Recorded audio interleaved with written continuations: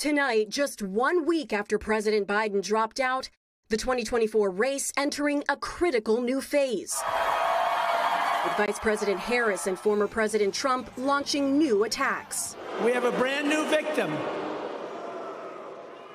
And honestly, she's a radical left lunatic. Some of what he and his running mate are saying, well, it's just plain weird.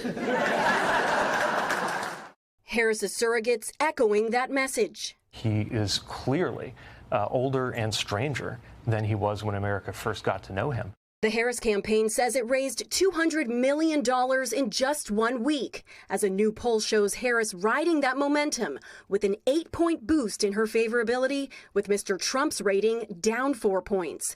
Harris also getting an enthusiasm bump from 49% of independents, compared to 31% for Mr. Trump.